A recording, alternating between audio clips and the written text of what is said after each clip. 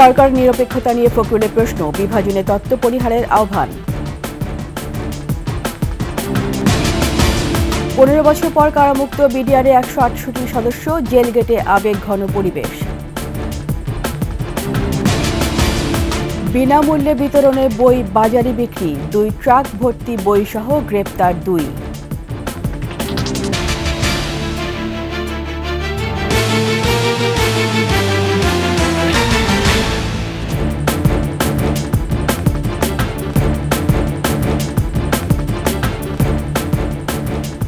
শুনছিলেন সংবাদ শিরোনাম। আমন্ত্রণ 21 দেশের সংবাদের সাথে আছি আমি রীতা চৌধুরী। দর্শক, 21 টেলিভিশনের সংবাদ একই সাথে সরাসরি দেখতে পাবেন আমাদের ফেসবুক পেজ www.facebook.com/2124 অনলাইনে। সাবস্ক্রাইব করতে পারেন www.youtube.com/@21etv চ্যানেলে। অন্তর্বর্তী সরকার নিরপেক্ষ না থাকলে নির্বাচনকালীন সময়ে নিরপেক্ষ সরকারের প্রয়োজন হতে পারে, এমন মন্তব্য করেছেন বিএনপির মহাসচিব মির্জা ফখরুল ইসলাম আলমগীর। এছাড়া ইচ্ছে করে নির্বাচন বিলম্বিত করলে আবারও রাজপথে নামার হুঁশিয়ারি দিয়েছেন বিএনপি নেতারা। মুজিববাদ জিয়াবাদ নামে জাতীয় নাগরিক কমিটির আহ্বায়কের দেয়া বিভাজন তত্ত্বের সমালোচনাও করেন তারা। মাহিলা ইসলামের রিপোর্ট। ৬৯-এর গণঅভ্যুত্থানের মহানায়ক শহীদ আসাদের মৃত্যুবার্ষিকী উপলক্ষে জাতীয় প্রেস ক্লাবে আয়োজন করা হয় এই আলোচনা সভার। তাদেরকে আমাদের স্মরণ রাখতে হবে, যেখানে উঠে আসে গণতন্ত্রের জন্য নানা সময়ে আত্মাহুতি দেয়া বীর শহীদদের কথা। আহ্বান জানানো হয় 24-এর বিপ্লব ব্যর্থ করার অপচেষ্টা রুখে দেয়ার। সেই রাষ্ট্রের নেয়ার মানুষের আকাঙ্ক্ষা যেটা, সেটা আজকে রাজনৈতিক নেতৃত্বকে ধারণ করা দরকার। এখন দ্রুত নির্বাচন দিয়ে গণতান্ত্রিক সরকারের কাছে ক্ষমতা হস্তান্তর হবে, এটাই আজকে জাতির। দীর্ঘদিন ধরে 24-এর গণঅভ্যুত্থানে নেতৃত্বদানকারী শিক্ষার্থীরা দল গঠনে তৎপর। আন্দোলনের 3 সমন্বয়ক অন্তর্বর্তী সরকারের উপদেষ্টাও। বিএনপি মহাসচিব তাই নিরপেক্ষ নির্বাচন ইস্যুতে সরকারের নিরপেক্ষতা নিয়ে প্রশ্ন তোলেন। প্রশ্ন হচ্ছে যে সংস্কারগুলো সবগুলো করে আপনার নির্বাচনে যাওয়ার প্রশ্ন উঠেছে, তাহলে কি আমরা 4-5 বছর ধরে অপেক্ষা করব, বা যতদিন সংস্কার সম্পূর্ণ হয় ততদিন ধরে অপেক্ষা করবে জনগণ যে তারা তাদের ভোটের অধিকার থেকে বঞ্চিত হবে? আমরা আশা করি যে অন্তর্বর্তীকালীন সরকার তারা সেই নিরপেক্ষতা পালন করবেন এবং দেশে যে সংকট আছে সেই সংকট থেকে দেশকে মুক্ত করবার জন্য তারা কাজ করবেন। এদিকে জাতীয় প্রেস ক্লাবের সামনে এক অনুষ্ঠানে বিএনপি চেয়ারপারসনের উপদেষ্টা জয়নুল আবদিন ফারুক কথা বলেন জাতীয় নাগরিক কমিটির আহ্বায়কের দেয়া মুজিববাদ জিয়াবাদ তত্ত্ব নিয়ে। উনি যে কথাটুকু বলেছেন, জিয়াবাদ আর মুজিববাদ চলবে না। যে জিয়া বাংলাদেশের আর্থসামাজিক অবস্থা ফিরিয়ে নেওয়ার জন্য সকল দলের নেতাদেরকে নিয়ে একটা ঐক্য গড়ে দেশ পরিচালনা করেছেন, সেই জিয়াকে নিয়ে, জিয়াবাদকে নিয়ে দয়া করে কোনো কটূক্তি না করাই ভালো। আরেক অনুষ্ঠানে বিএনপির স্থায়ী কমিটির সদস্য সেলিমা রহমান ঐক্যবদ্ধ থেকে ভোটের অধিকার নিশ্চিত করার আহ্বান জানান। আমাদের ঐক্য রাখতে হবে, আমরা যেন কেউ কাউকে ভুল না বুঝি। মাহিলা ইসলাম, 21 টেলিভিশন, ঢাকা। স্বাধীনতা বিরোধী শক্তি আর ফ্যাসিবাদের সহযোগীর মিলনে গণতন্ত্র পরিপুষ্ট হবে না বলে মন্তব্য করেছেন বিএনপির ভাইস চেয়ারম্যান শামসুজ্জামান দুদু। ঠাকুরগাঁও জেলা বিএনপির সভায় যোগ দেওয়ার আগে সাংবাদিকদের তিনি বলেন, ফ্যাসিবাদের বিরুদ্ধে গণতন্ত্র ও স্বাধীনতার প্রত্যাশায় 17 বছর ধরে আন্দোলন করছে বিএনপি। দেশকে গণতান্ত্রিক ধারা ও মানুষের অধিকার ফিরিয়ে আনতে বিএনপি কাজ করছে বলেও জানান দুদু। এদিকে মেহেরপুরে জেলা বিএনপি আহ্বায়ক কমিটির পুনর্বিবেচনার দাবিতে গণমিছিল করেছে সদর উপজেলা বিএনপি।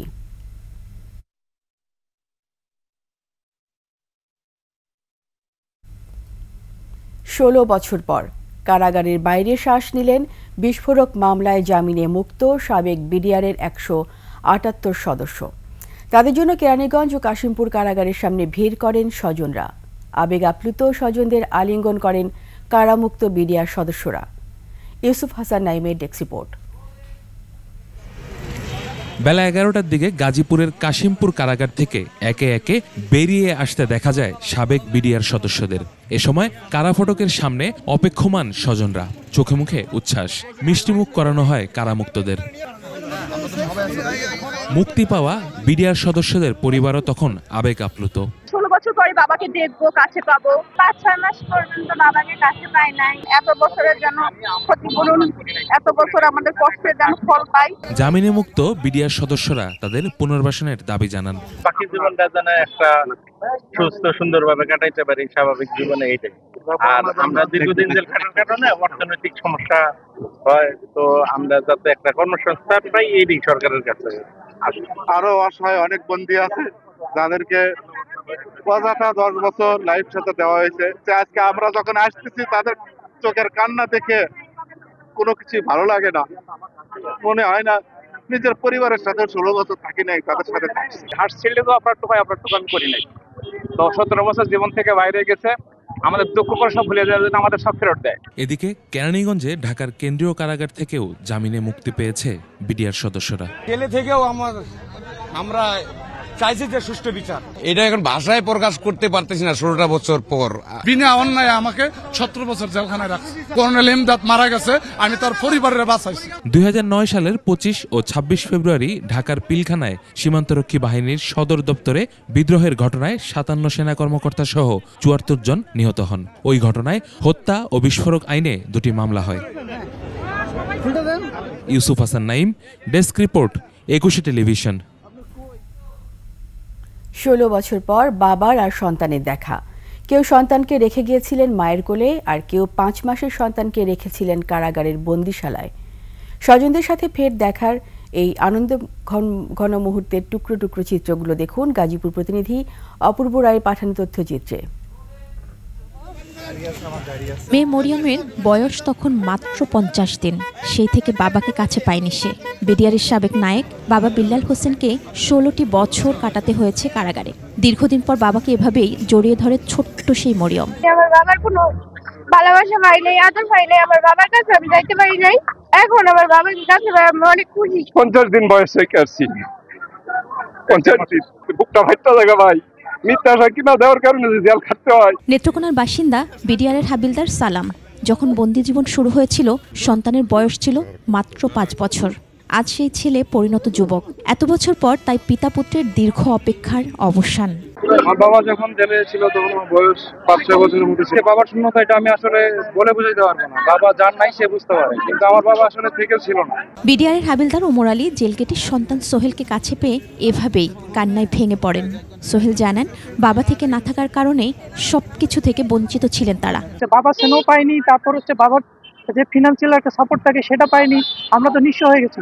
সৈনিক বারিকুজ্জামানের মেয়ে তামান্না মাত্র 5-6 মাস বাবার আদর পেয়েছেন। বাবাকে মিথ্যা মামলায় আটকে রাখায় বিচার চান তামান্না। বাবাকে কাছে পাই নাই, সরকারের কাছে একটাই দাবি যেন আমাদের বিচার দেওয়া হয়, সঠিক বিচার যেন করা হয়। মহিমা পলি, ডেস্ক রিপোর্ট, 21 টেলিভিশন। প্রাথমিক ও মাধ্যমিক স্তরে বই নিয়ে যখন চলছে হাহাকার, তখন জাতীয় পাঠ্যপুস্তক বোর্ডের বিনামূল্যের এসব বই খোলা বাজারে বিক্রি হচ্ছে। রাজধানী বাংলাবাজার সহ বিভিন্ন স্থানে মজুত করা হয়েছে। এর সাথে জড়িতদের 2 জনকে গ্রেপ্তার করেছে পুলিশ। নেপথ্যে মাধ্যমিক ও উচ্চশিক্ষা অধিদপ্তর, মাওসির কর্মকর্তারা এবং ছাপাখানার মালিকরা জড়িত কিনা খতিয়ে দেখছে তারা। বিস্তারিত জানাচ্ছেন আকবর হোসেন সুমন। নতুন বছর শুরুর আগেই 1 বছরের শিক্ষাপঞ্জি প্রকাশ করে শিক্ষা মন্ত্রণালয়। এতে বছরে কতদিন ক্লাস হবে, পরীক্ষা নেওয়া হবে কবে, এসবের উল্লেখ থাকে। যেসব স্কুল শিক্ষাপঞ্জির বাইরে আরও কিছু পরীক্ষা নেয় তারাও বছরের শুরুতে সেটা ঠিক করে নেয়। কিন্তু 2025 শিক্ষাবর্ষ শুরু হলেও এবার এখনও বেশিরভাগ শিক্ষার্থী পাঠ্য বই হাতে পায়নি। প্রাথমিক ও মাধ্যমিক স্তরের বই নিয়ে চলছে রীতিমতো হাহাকার। বই না পাওয়ায় শিক্ষার্থীদের পড়ালেখাও অনেকটা বন্ধ। শুরুতেই শিক্ষার্থীরা এমন হোঁচট খাওয়ায় অভিভাবকরাও চিন্তিত। এমন অবস্থার মধ্যেই খোলা বাজারে বই বিক্রি হচ্ছে। মজুত রেখেছে একটি চক্র। নীলক্ষেত সহ বিভিন্ন স্থানে বিক্রিও চলছে। এই চক্রের 2 জনকে গ্রেফতারের পর ঢাকা মহানগর গোয়েন্দা পুলিশ 2 ট্রাক ভর্তি বইও উদ্ধার করেছে। এসব জানাতেই এই সংবাদ সম্মেলনের আয়োজন করে মহানগর গোয়েন্দা পুলিশ। আমাদের প্রাথমিক অনুসন্ধানে যেটা আসে, যেখানে একটা চক্র আছে যে চক্র পরিবহনের সময় যে বইগুলো নিয়ে যায় সেখান থেকে অতিরিক্ত যে বই সেই বইগুলো ফেরত এনে খোলা বাজারে তারা বিক্রি করে এবং খোলা বাজারে এই যে অসাধু চক্র তারা সেখানে জমা রেখে পরবর্তীতে তারা বিভিন্ন জায়গায় সেটা উচ্চ দরে বিক্রি করে থাকে। বই মজুত ও বিক্রি চক্রের সাথে আরও কারা জড়িত তাও খতিয়ে দেখা হচ্ছে বলে জানানো হয় সংবাদ সম্মেলনে। আর কারা কারা এই ধরনের কার্যক্রম করে আমরা কিছু নাম পেয়েছি এবং বিতরণের ক্ষেত্রে পরিবহনের ক্ষেত্রে কারা এই অনিয়মের সাথে সংশ্লিষ্টতা আছে তাদেরও কিছু নাম পেয়েছি, তাদেরকে আইনের আওতায় আনার বিষয়টা আমাদের প্রক্রিয়াধীন রয়েছে। বই বিক্রির স্থান ও সম্ভাব্য গোডাউনের ওপর নজরদারি রাখা হয়েছে বলেও জানান এই গোয়েন্দা কর্মকর্তা। আমরা ইতোমধ্যে কিছু সিন্ডিকেটের নাম আমরা পেয়েছি, তাদেরকে আমরা আইনের আওতায় আনবো। আকবর হোসেন সুমন, 21 টেলিভিশন, ঢাকা। এদিকে শেরপুর সদর উপজেলায় অভিযান চালিয়ে বিনামূল্যে বিতরণের প্রায় 9,000 বই জব্দ করেছে পুলিশ। গ্রেপ্তার করা হয়েছে একজনকে। ভোরে সদর উপজেলার ধাতিয়াপাড়া এলাকা থেকে বইগুলো জব্দ করা হয়। সে সময় মাইদুল নামে একজনকে আটক করা হয়। পুলিশ জানায় ঢাকাগামী একটি পিকআপ ভ্যানে তল্লাশি চালানো হয়। পিকআপটি থেকে অষ্টম, নবম ও দশম শ্রেণীর বইগুলো উদ্ধার করা হয়। বইগুলো বিক্রির জন্য কুড়িগ্রামের রৌমারীর সিজি জামান পাইলট উচ্চ বিদ্যালয় থেকে আনা হয়েছে বলেও জানায় পুলিশ।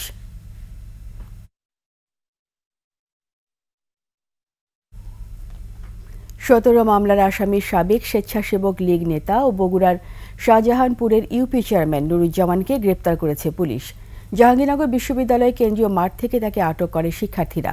পরে প্রেক্টোরিয়াল টিমের সহায়তায় পুলিশের কাছে হস্তান্তর করা হয়। নুরুজ্জামান স্বেচ্ছাসেবক লীগের শাহজাদপুর উপজেলা শাখার সাবেক সেক্রেটারি। আওয়ামী সরকার পতনের পর তিনি আত্মগোপনে ছিলেন।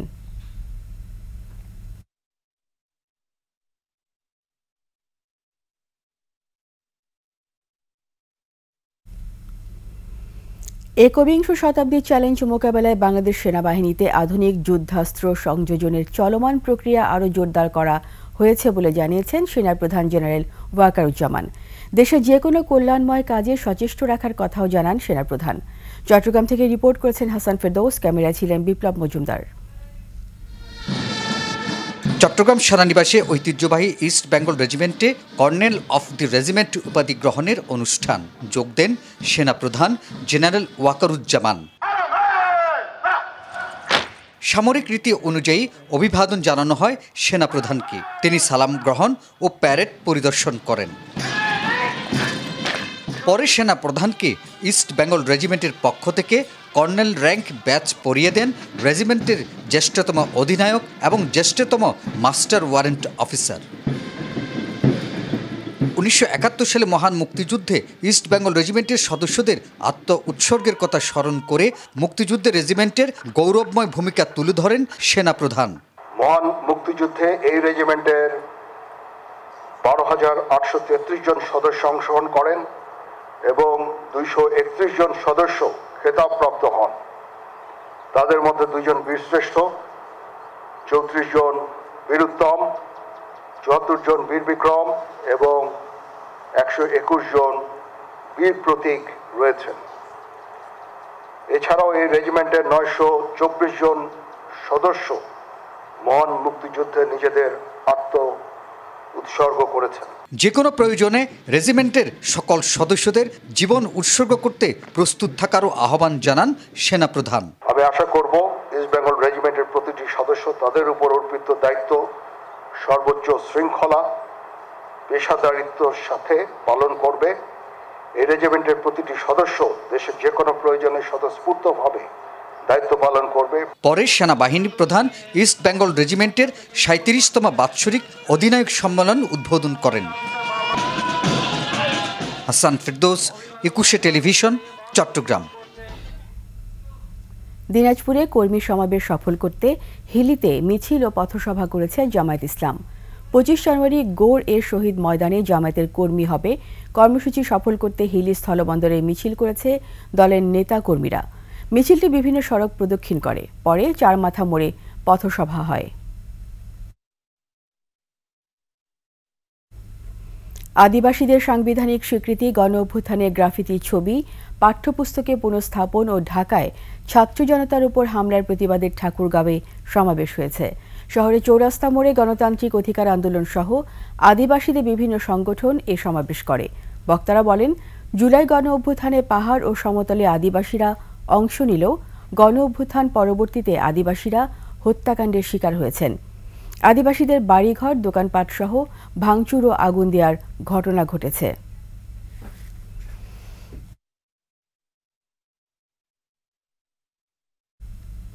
পদ্মায় পানির স্তর নেমে যাওয়ায় জিকে প্রকল্পের সেচ সুবিধা পাচ্ছে না ঝিনাইদহ ও মাগুরার কৃষকরা। 2 পাম্পের মধ্যে 2টি বহুদিন ধরে অকেজো। পদ্মায় পানি প্রবাহ কমে যাওয়ায় সচল পাম্পটিও পরিপূর্ণ পানি উত্তোলন করতে পারছে না। এতে বোরো মৌসুমের শুরুতেই সেচ নিয়ে সৃষ্টি হয়েছে শঙ্কা। কুষ্টিয়ার প্রতিনিধি জহুরুল ইসলামের তথ্যচিত্রে ডেস্ক রিপোর্ট। এভাবে অচল হয়ে পড়ে আছে কুষ্টিয়ার জিকে প্রকল্পের পাম্প, আর তাতেই দুশ্চিন্তায় বড় মৌসুমের চাষিরা। এ প্রকল্পের আওতায় বছর জুড়ে স্বল্প খরচে সেচ সুবিধা থাকলেও বর্তমানে বিকল্প ব্যবস্থা ভাবতে হচ্ছে তাদের। এবার শুনেছি যে পানি দেবে না বলে আমরা তাই বোরিং টোরিং বসা নিয়ে ভুট্টা আবাদ করছি। হ্যাঁ, কম ওঠে পানি, টিউবওয়েলে আশপাশে কম ওঠে। পানি না পালে তো চাষই করতে পারবো না। পানি সরকারি পানি পালে আমাদের খরচ কম হয়, আর যদি আমরা তেল খরচ করি, পানি দিয়ে মেশিন দিয়ে তুলি ওই আবাদ করে, তাহলে তো খরচ বেশি হয়। জিকে সেচ প্রকল্প চালু হয় 60-এর দশকে। শুরুতে কুষ্টিয়া, চুয়াডাঙ্গা, ঝিনেদা ও মাগুরা জেলার 13টি উপজেলায় সেচ সরবরাহ করা হতো, কিন্তু 2টি পাম্প নষ্ট হওয়ায় বর্তমানে কুষ্টিয়া ও চুয়াডাঙ্গা জেলায় মাত্র 35 থেকে 40 হাজার হেক্টর জমি সেচ সুবিধা পাচ্ছে। বছরখানেক আগে প্রকল্পের 2টি পাম্প নষ্ট হয়ে যায়। পানি প্রবাহ কমে যাওয়ায় তৃতীয় পাম্পটিও খুব একটা কাজে আসছে না। আমাদের স্পেয়ার পার্টস কিছু চলে এসেছে এবং কিছু স্পেয়ার পার্টস চিটাগাং পোর্টে আছে, এবং সর্বশেষ খবর হচ্ছে আমাদের 9 তারিখে আমাদের জাপান থেকে একটা প্রতিনিধি দল আসবে। কৃষকরা বলছেন প্রকল্পের এই অবস্থার কারণে অনেক জমি অনাবাদি থাকছে। সেচের পানি যদি না যায় সেখানে, তাহলে কৃষকরা কিভাবে ভালো ফসল উৎপাদন করবে? জিকে অনেক কম, শতকে 6 টাকা করে, বিঘায় 280 টাকা। পানি উন্নয়ন বোর্ড জানিয়েছে পদ্মায় পানি স্বল্পতার পাশাপাশি পুরনো প্রকল্পটিতে দেখা দিয়েছে নানা সমস্যা। আমাদের যেহেতু প্রায় 1500 কিলোমিটার ইরিগেশন ক্যানেল আছে, এটা আর্দেন ক্যানেল, মাটির তৈরি, অনেকটাই মানে ড্যামেজ হয়েছে। এগুলো আমরা মেরামত করে পুনর্বাসন করব। সেচ পেতে শ্যালো মেশিন স্থাপন সহ বিকল্প পানির ব্যবস্থা করছে কৃষকরা। মহিমা পলি, ডেস্ক রিপোর্ট, 21 টেলিভিশন। এসো দেশ বদলাই, পৃথিবী বদলাই স্লোগানে জামালপুর ও মাদারীপুর হয়ে গেল তারুণ্য উৎসব। জামালপুর জেলা পরিষদের মিলনায়তনে হয় তারুণ্যের ভাবনায় আগামীর বাংলাদেশ শীর্ষক কর্মশালার। অংশ নেয় বিভিন্ন প্রতিষ্ঠানের শতাধিক শিক্ষার্থী। কর্মশালায় বক্তারা দুর্নীতি, বৈষম্যহীন ও অসাম্প্রদায়িক দেশ গঠনে তরুণদের এগিয়ে আসার আহ্বান জানান। মাদারীপুরে চরমুগরিয়া মার্চেন্টস উচ্চ বিদ্যালয়ের শিক্ষার্থীদের অংশগ্রহণে হয় ইসলামী সাংস্কৃতিক অনুষ্ঠান। ছিল বাহারি রকমের পিঠার প্রদর্শনী।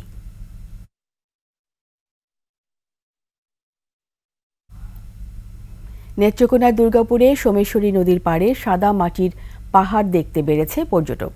সাদামাটির পাহাড়, রানীখং মিশন, বিজয়পুরের গারো পাহাড় আর ক্ষুদ্র নৃগোষ্ঠীর জীবন ও সংস্কৃতি দেখতে আসেন অনেকেই, কিন্তু সেখানে নদীর উপর পাকা সেতু ও হোটেল মোটেলের সুবিধা না থাকায় নানা অসুবিধায় পড়েন তারা। নেত্রকোনার প্রতিনিধি মনোরঞ্জন সরকারের পাঠানো তথ্য ছবিতে দেখুন ডেস্ক রিপোর্ট। পাহাড় ও নদী দিয়ে প্রকৃতি যেন নিজের হাতে সাজিয়েছে নেত্রকোনার দুর্গাপুরের বিজয়পুর। সেখানে সাদামাটির পাহাড়, প্রকৃতির সৌন্দর্য দেখে মুগ্ধ হন পর্যটকরা, কিন্তু নদীর ওপর পাকা সেতু ও থাকা খাওয়ার সুবিধা চান তারা। সব মিলে খুব কি বলবো, অভিভূত। অবশ্যই ভালো লাগে, যার জন্য বারবার আমি পাহাড়ের কাছে আসি। অসম বা বাথরুম এখানে থাকতো তাহলে আরো এখানে অনেক ভালো লাগতো আমাদের। নিরাপত্তা সহ প্রয়োজনীয় সুযোগ সুবিধা বাড়ালে পর্যটক সংখ্যা বাড়বে বলে মনে করেন অনেকে। প্রথমে চীনামাটির পাহাড় দেখলাম, তারপরে একটা পাদ্রীদের একটা স্কুল দেখলাম। সেতুটি হওয়া বেশি জরুরি, কারণ এই জলপ্রবাহ ঠিক রাখা দরকার। একই সাথে অপর পারে যারা বসবাস করে তাদের বাচ্চা কাচ্চার স্কুল, তাদের জীবন জীবিকা যেন স্মুথলি চলতে পারে, সেজন্য একটি স্থায়ী সেতু দরকার। কাঠের খুবই টেম্পোরারি একটা সেতু আছে, যেটা আমাদের কাছে বেশ রিস্কি মনে হয়েছে। এখানে একটা সেতু করা যায় কিনা, নিশ্চয়ই করা যাবে, যা দিয়ে আসলে যানবাহন পারাপার হতে পারে। পর্যটন শিল্প বিকাশে এরই মধ্যে উদ্যোগ নেওয়া হয়েছে বলে জানান এই প্রশাসন কর্মকর্তা। দুর্গাপুর, কলমাকান্দা দুটি স্পটে কিন্তু আমাদের পর্যটন এরিয়া। এই জায়গাগুলোতে আমরা বলতে সুযোগ সুবিধা বলতে, যদি আমরা অন্তত যারা দর্শনার্থী থাকে তাদেরকে রিফ্রেশমেন্টের ব্যবস্থা করা, তারপরে ভালো রেস্তোরাঁ থাকা, এগুলো করে দিতে পারলে জনগণ আরো বেশি আসবে, উৎসাহিত হবে। এলাকাটি পর্যটন কেন্দ্র হিসেবে গড়ে উঠলে রাজস্ব আয়ও বাড়বে বলে মনে করেন বিশিষ্টজনেরা। Banushri Dolly, desk report, 21 television. এই সাথে শেষ করছি 21 দেশের সংবাদ। যাবার আগে সংবাদ শিরোনামগুলো আরও একবার।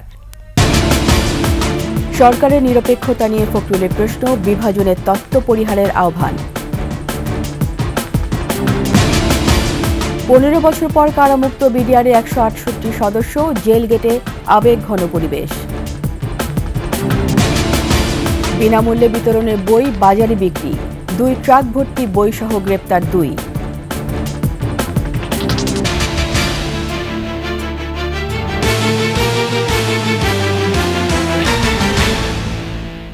সবশেষ সংবাদ জানতে ডায়াল করুন 2021 নম্বরে আর ভিজিট করুন 21-tv.com ওয়েবসাইটে। ফেসবুকে ভিজিট করতে পারেন www.facebook.com/2124 অনলাইনে। এছাড়া সাবস্ক্রাইব করতে পারেন www.youtube.com/@21tv চ্যানেলে। এতক্ষণ সঙ্গে থাকার জন্য ধন্যবাদ। পরবর্তী সংবাদ সন্ধ্যা 7টায় দেখার আমন্ত্রণ রইল। 21-এর সাথেই থাকুন।